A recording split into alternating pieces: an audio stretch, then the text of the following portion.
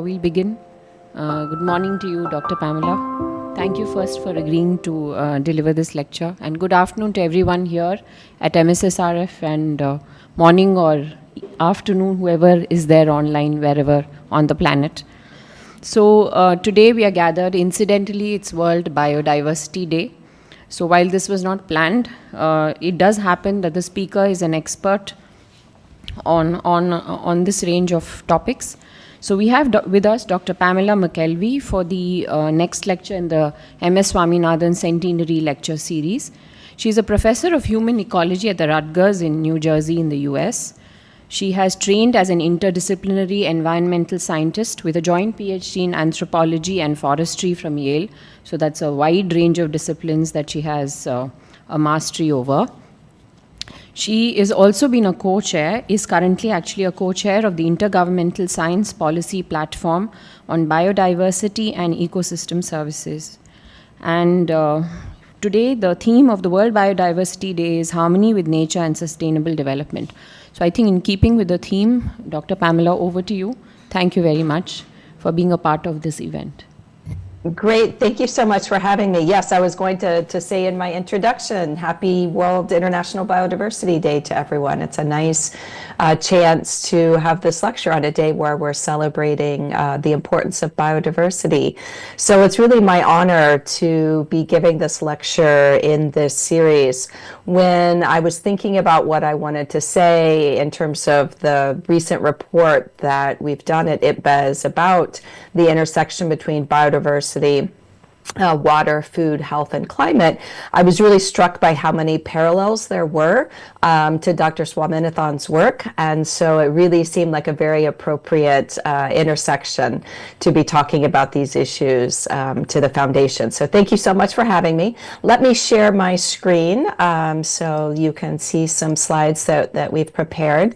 So the main point of my talk today is to really outline this recent report that was adopted in December of 2024 as part of the work program of IPBES. Now, I know not everybody necessarily knows what IPBES is. It is a intergovernmental membership-oriented group. So let me just briefly make sure everyone understands what IPBES does before I get into the report itself.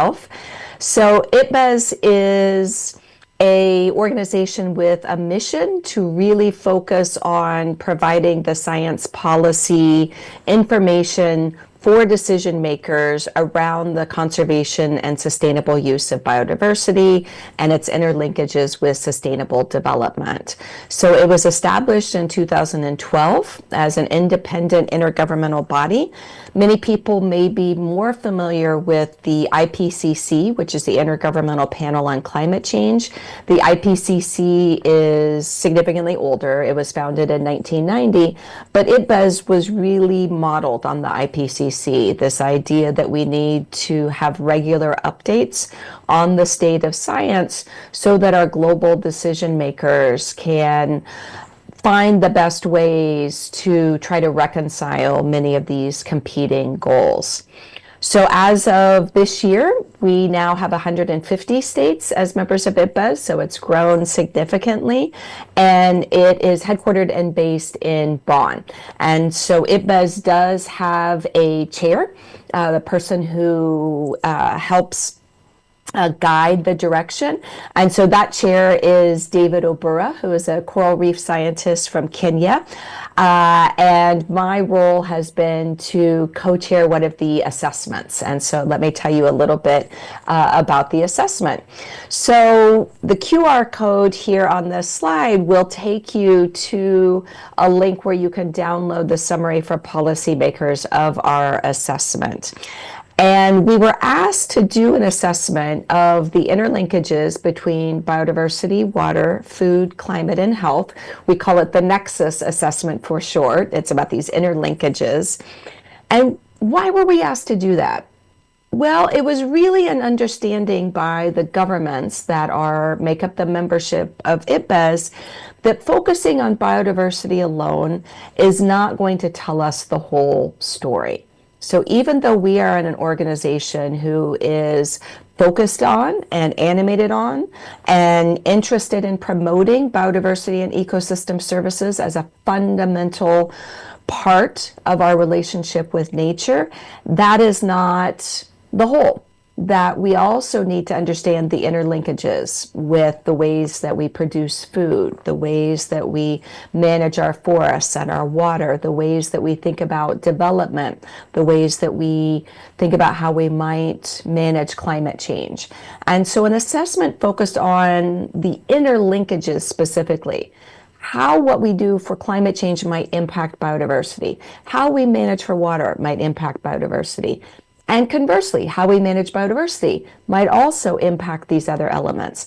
That's what governments wanted more information on, particularly as some of these interlinkages are quite complex. And it was really important to have the best available science so that they might be able to make some better decisions about meeting our sustainable development goals, meeting the global biodiversity targets. So that's really why we were asked to do this assessment. So we tackled this by thinking about how these 5 elements intersect with one another. And we came up with this icon that you can see. And it really represents this idea that although we have 5 things that we're looking at, water, food, and health are really about people's benefits from biodiversity. Those are really nature's contributions to us as people. We're not able to produce food without having a basis of healthy soils and healthy biodiversity. Same with water, same with health. So biodiversity really underpins those benefits that we get from nature.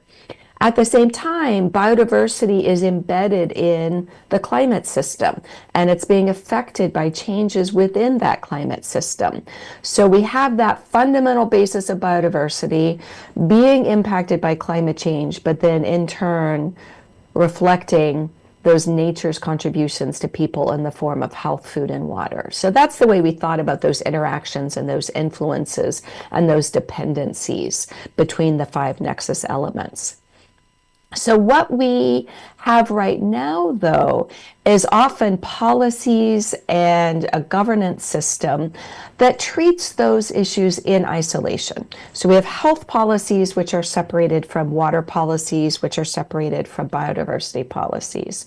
So treating those as things that exist in isolation is what we labeled as a very siloed approach. And we want to move away from that. We want to understand those interdependencies and then manage for them. How can we do that through more integrated policies was really a key question that we addressed in our report. So if we don't move to that integrated approach, we outlined in our report what the consequences of this business as usual siloed approach are. And we noted that these single sector policies and decision making can often lead to unintended consequences and trade-offs because we're not proactively managing for those interactions. These siloed policies can often exacerbate the environmental crises. They can often perpetuate inequalities when we're focusing on just one sector over others. And those inequalities can be regional inequalities, they can be among groups. And particularly as we know that some groups that are most dependent on natural resources are those that are most vulnerable to climate change, we want to try to avoid those unplanned trade-offs or those unintended consequences by directly managing those interactions among biodiversity, water, food, health, and climate change. So our assessment was really an undertaking of love. It was produced over the period of 3 years, a very intense 3 years. We started in 2021, and as I said, we just concluded at the end of 2024. We had 2 co-chairs, so I, together with Paula Harrison of the UK, were the 2 co-chairs leading the effort. We had a core leadership team of coordinating lead authors spread throughout the globe. We had lead authors, review editors, fellows, and contributing authors. So we had folks from over 60 countries. We had a very strong contingent from India, I'm proud to say, among our leadership team. And we drew on over 6,000 sources of knowledge, including the scientific peer-reviewed literature, gray literature, government reports, and also Indigenous and local knowledge, because we understand how important diverse values and diverse knowledge systems are in really understanding those interlinkages and the consequences of changes in biodiversity for Indigenous peoples and local communities. So if I had to boil down our assessment to really 3 key messages, it is these. The first is that our 5 crises, our biodiversity crisis, our climate crisis, our health crisis, they are interlinked.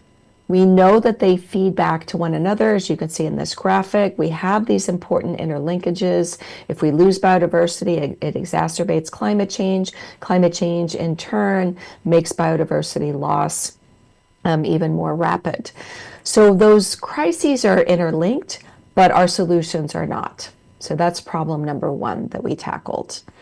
Problem number 2 is the idea that solutions actually already exist. We have a wide variety of options that we can choose from, and we deeply assessed over 70 what we called response options. These are really solutions, whether it's a policy or a management approach. These solutions already exist.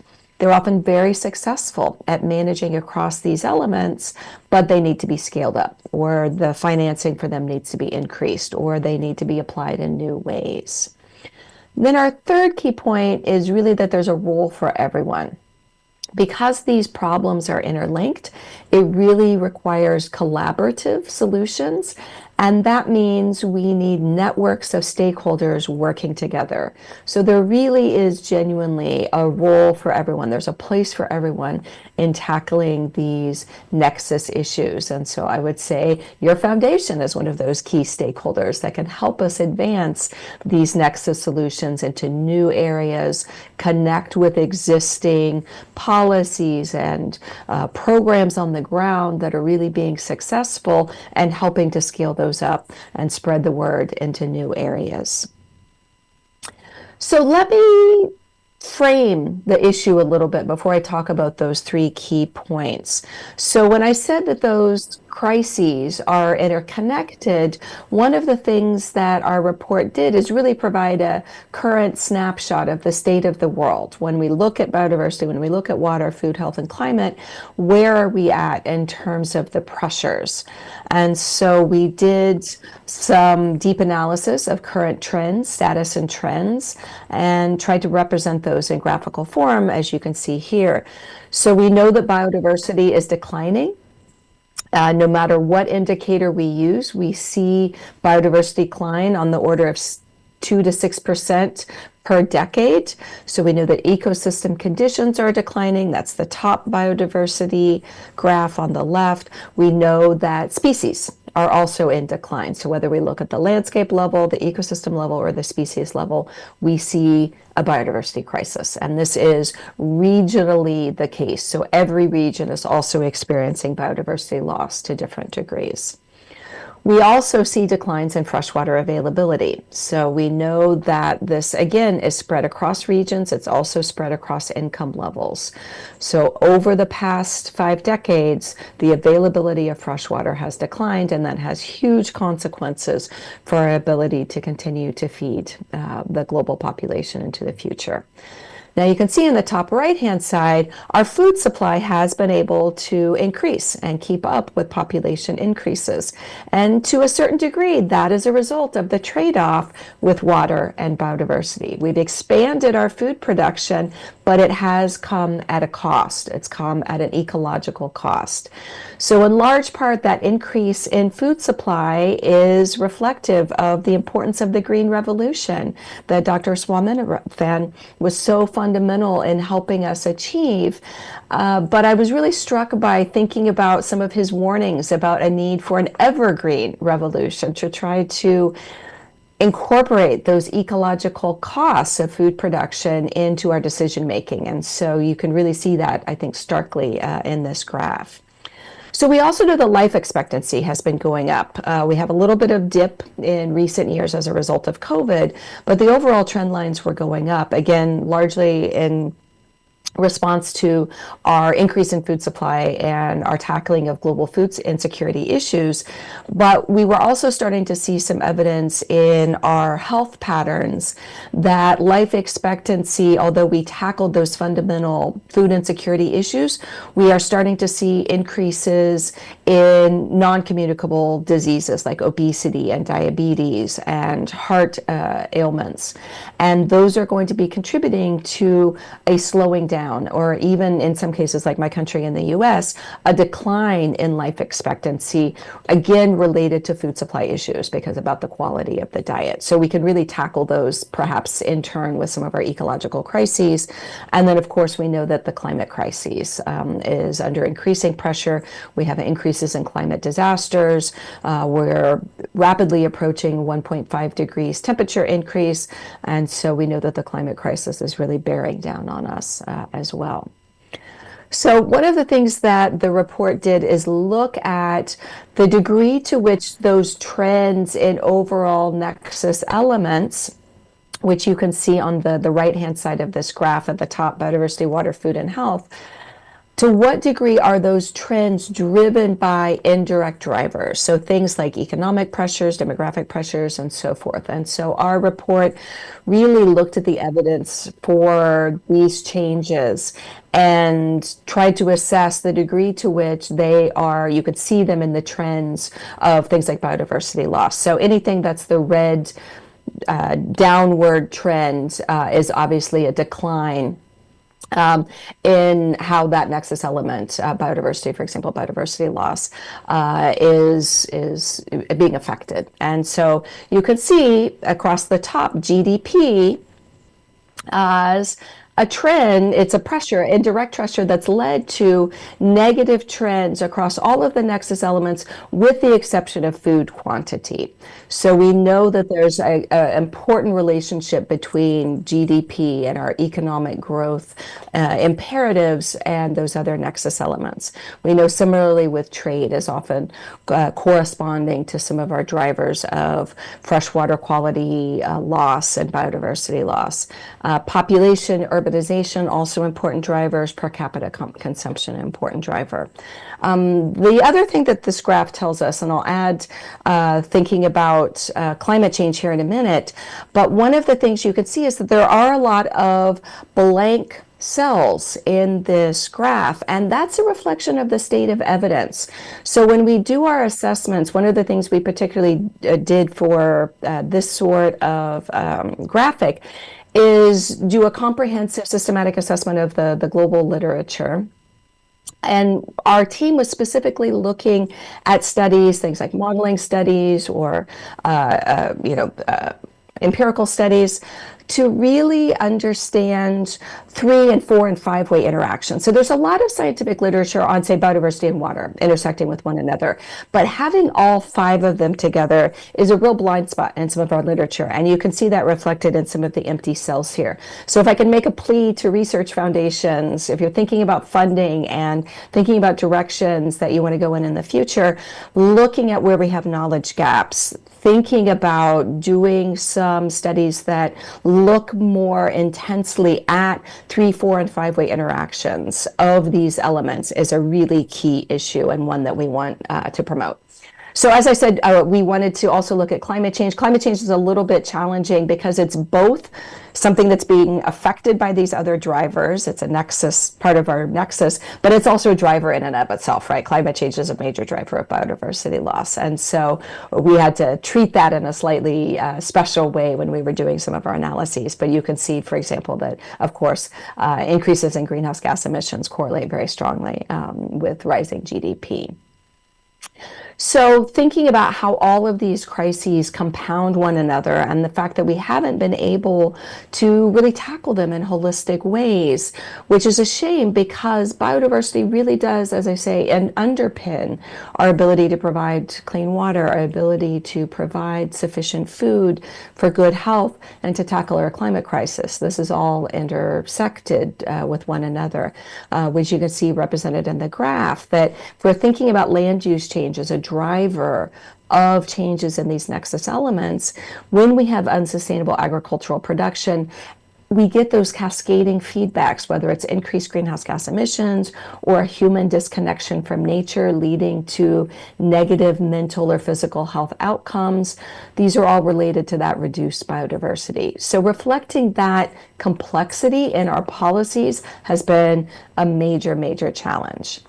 But I don't want to leave us without hope, because one of the things we also looked at are a number of scenarios and models taking us into the future. So projecting us to 2050, even some of the models take us to the end of the century. The models that look at some of these interactions among nexus elements give us some pathways that we could potentially choose to try to modulate those interactions and manage for them together.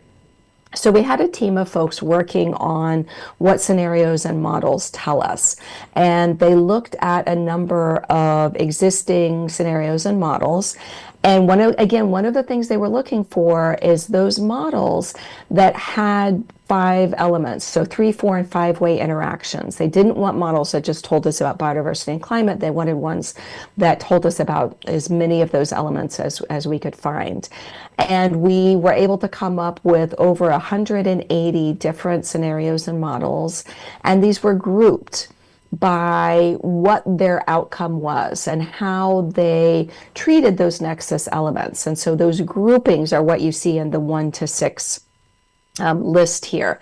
And so the top 2 scenario archetypes, those groupings of scenarios, were really scenarios that gave us a glimpse that managing these interconnected elements together in a nexus-oriented way, taking account of the need to manage for biodiversity while also taking into account food supply and climate change, gave us potentially positive directions. Whereas our current business as usual scenarios, which are really the bottom 2, we're somewhere between a focus on food first, really focusing on food production, and nature over exploitation. So not really having strong policies that are focused on biodiversity, focused on climate change mitigation. Those bottom 2 clusters of scenarios is really where we are now. So those have left us with essentially a lot of negative outcomes. You can see the highly negative and moderately negative outcomes for biodiversity in particular, for climate across our current business as usual scenarios leading us into the future. We do for food first. Those are these scenarios that talk about maximizing food quantity into the future. We do get positive food benefits and associated health benefits from those in those food first models. But that comes at the cost of not being able to tackle climate change. That comes at the cost of continuing biodiversity loss.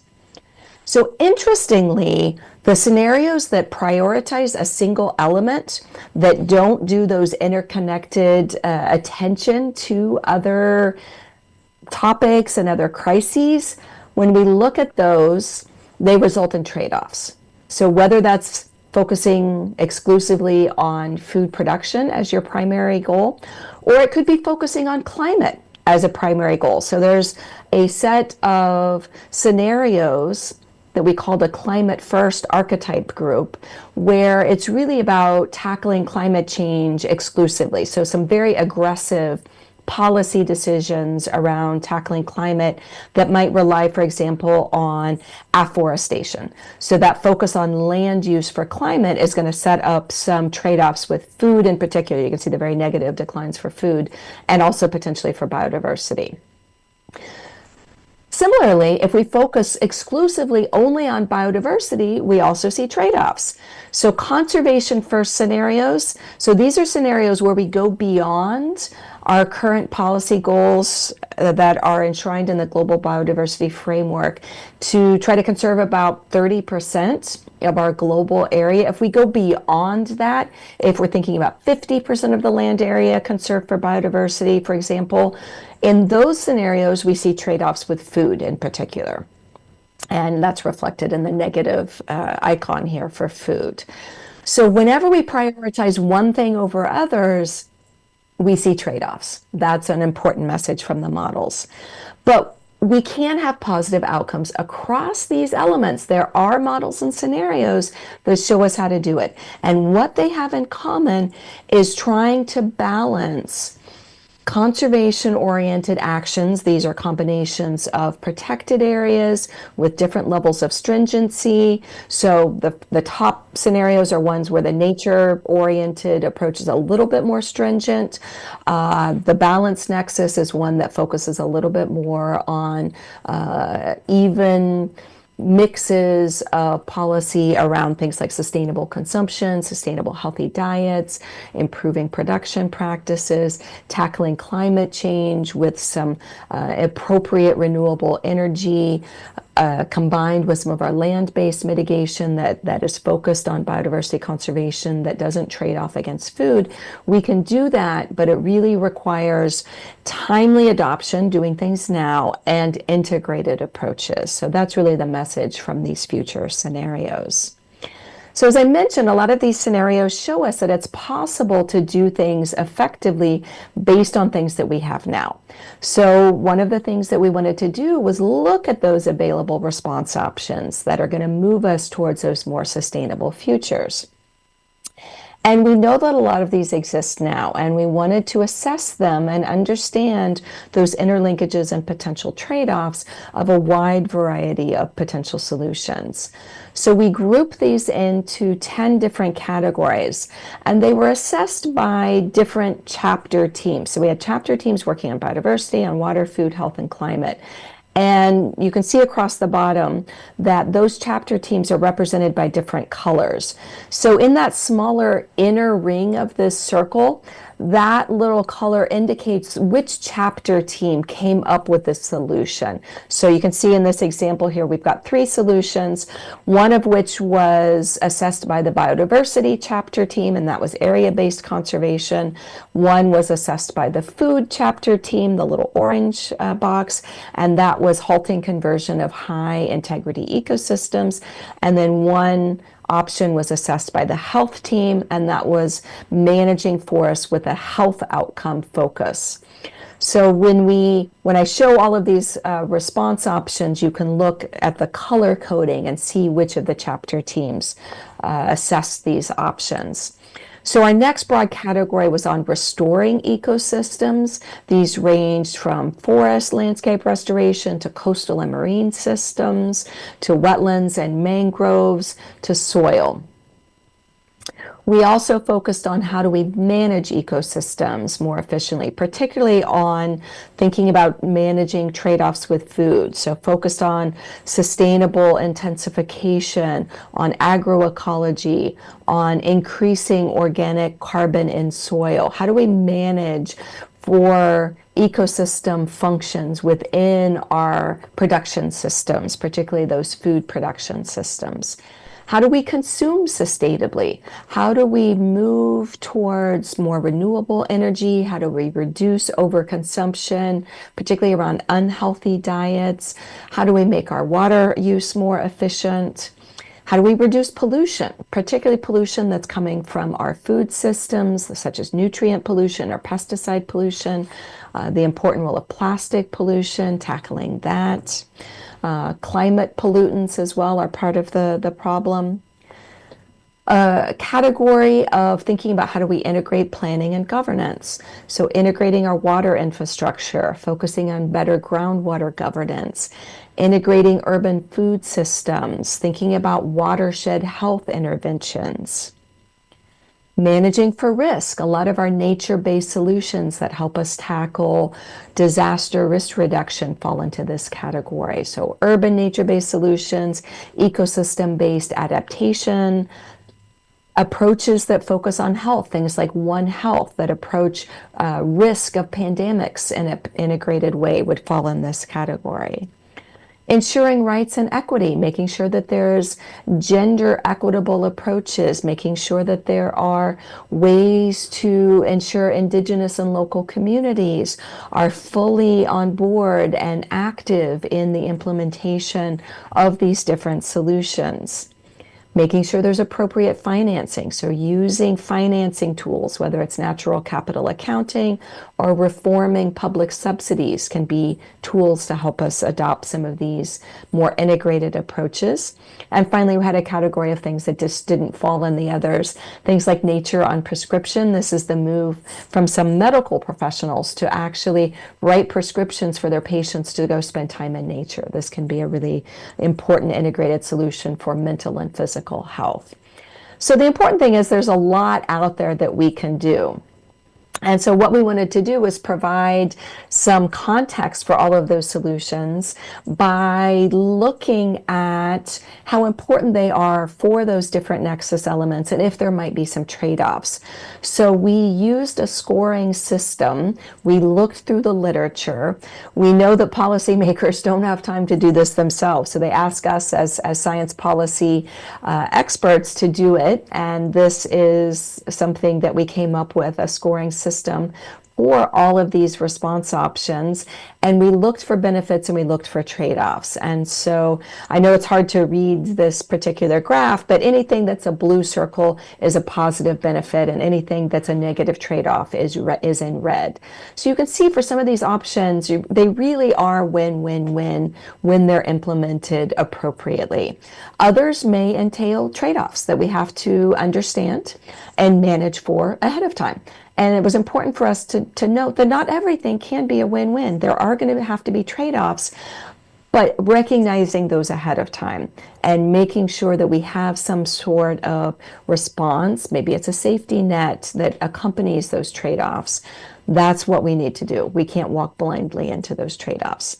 So as I said, there's a lot of response options that really are win-win. Those include those restoration, particularly of carbon-rich ecosystems such as forest, soils, and blue carbon. Urban nature-based solutions and green infrastructure are really win-wins. Agroecological practices that help us continue to sustain high levels of food production while also restoring some of our ecological functions. And then sustainable, healthy diets, helping our health while also helping nature. Those are all win-wins. And so to blow those up a little bit, you can see really important win-wins across things like restoring soil health, win-wins across integrated landscape and seascape approaches. They really do provide integrated benefits. So to dig into these a little bit more, things like avoiding conversion of intact lands and water bodies, this is hugely important. We need to conserve our existing important functional ecosystems and oftentimes they're under pressure from food expansion, things like palm oil expansion. So really trying to tackle those with different types of policies, whether it's zero deforestation policies or more integrated landscape scale approaches. Those are things that we know pay benefits across the nexus elements. Restoration, as I said, is so important, whether it's rangeland soils or agricultural soils. The benefits across all the elements are so crucial, and it really argues for continuing to push the envelope in how we do our restoration projects.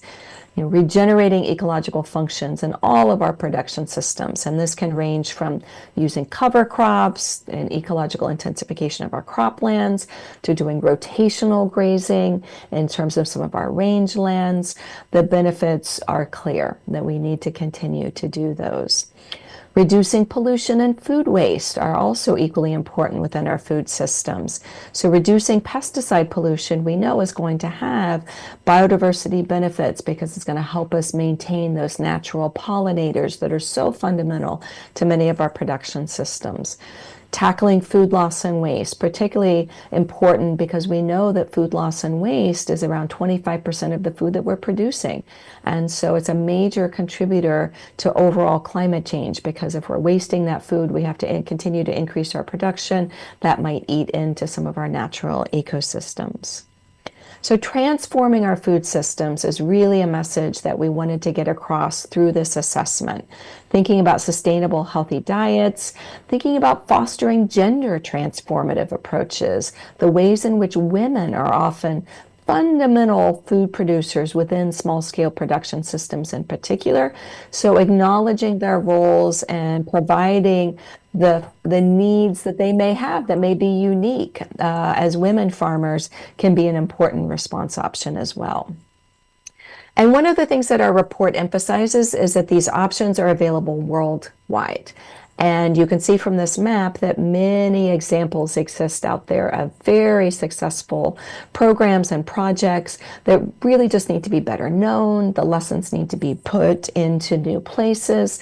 And you can see we had a really wonderful example from India, from our climate chapter, from Andhra Pradesh about community managed natural farming. So this was a really important wide-scale agroecological approach that had very obvious climate benefits, but also positive benefits for food production, health, water, and biodiversity. So it was a really important case study that we featured in the climate chapter in particular.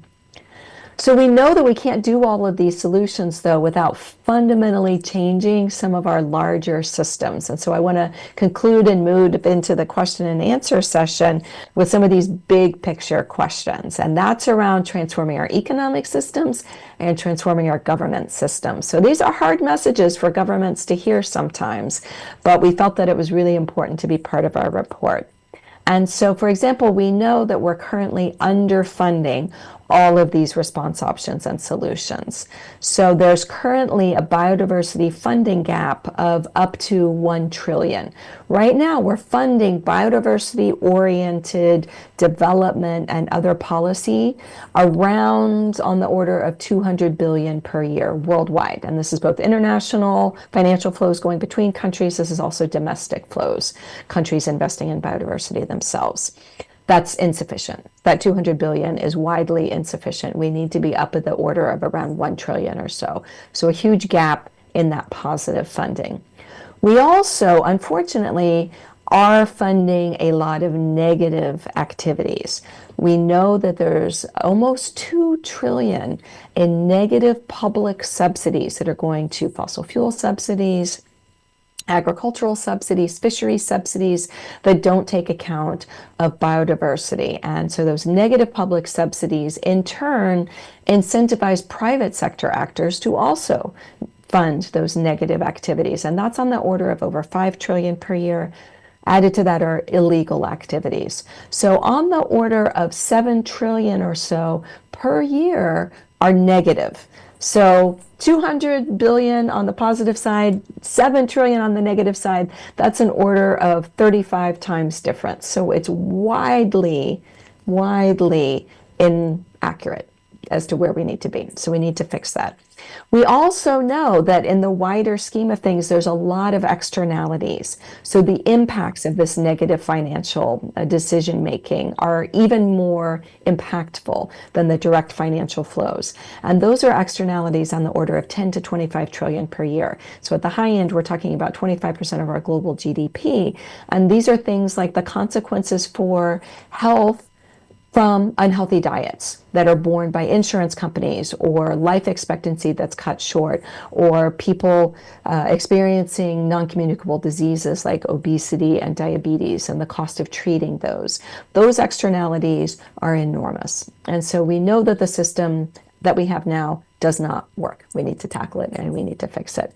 So how do we do that? Well, the encouraging thing that we saw when we dug into some of the existing funding for biodiversity is that we're already moving towards more integrated funding. So this funding is not biodiversity alone. About half of it is focused fairly tightly to biodiversity, but it's increasingly becoming more integrated. So we see some biodiversity funding that is also focused on food and water, also focused on climate. So that's increasing. So that told us that there is attention to more integrated approaches, which is good. We just need more money. We need to scale that up. We also know that we need some reforms. So we need to move away from those negative financial flows and move to more equitably dispersed financial flows, particularly paying attention to needs in the global south and making sure that there just is increased levels of funding. That's fundamental. So how do we do that? Well, we laid out 3 broad categories of things that different stakeholders at different levels can do, whether it's the private sector, whether it's governments, and so forth. That involves increasing access to information so that decision makers know where their investments are creating those externalities, where those subsidies, for example, are creating problems that could be ameliorated with a different approach, using information to understand biodiversity impacts through things such as natural capital accounting. Second broad category is increasing access to and availability of financing. So coming up with new ways to finance positive outcomes. So this is everything from payments for ecosystem services to green bonds to new approaches for the financial sector to get positive benefits.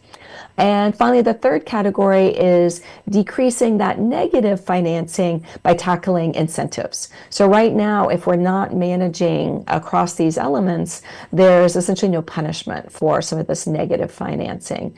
So taking away some of those public subsidies, creating safeguards so that financial companies are punished by consumers or they're punished by regulators when they are contributing to biodiversity loss. So tackling those negative incentives is really important. We also need to tackle our governance system, and this is also really hard because often, as I said, we have these very siloed approaches. So we have a ministry for water, we have a ministry for agriculture over here, we have a ministry for climate over here. So moving to what we call nexus governance, so a more integrated, inclusive, adaptive, more equitable approach in our governance is really important. And we talk about in the report how to do that. A lot of it is about building capacities at different levels so that policymakers and decision makers can actually do that more integrated approach. It's also about having decision support tools, so knowing how to do what you want to do. And our report put together about 200 different decision support tools that policymakers can use. So it's a really important, I think, database that people will use in the future. We talked about different ways to scale out. I've been talking about we have these options, we just need to take them to new places. So a report talks about how to do that, like different ways to scale. And finally, our last message, as I said, is that everybody has a role to play. So part of this governance to be more inclusive is to make sure everybody can see themselves in it and think about where they fit. So we proposed thinking of this problem of moving towards a sustainable future as a roadmap. We know we have to take different steps. Different people maybe can help us take those different steps. So we grouped these into 3 broad categories, each of which has individual steps that maybe different groups of people can take. So the first is really understanding how do we get to that sustainable future. So this category is really about us as scientists and researchers providing that context, being able to tell people what are the drivers of change, what are those interactions between biodiversity, climate, food, water, and health that we see in models that'll help us make some decisions, and then getting governance actors together to really dig into that information.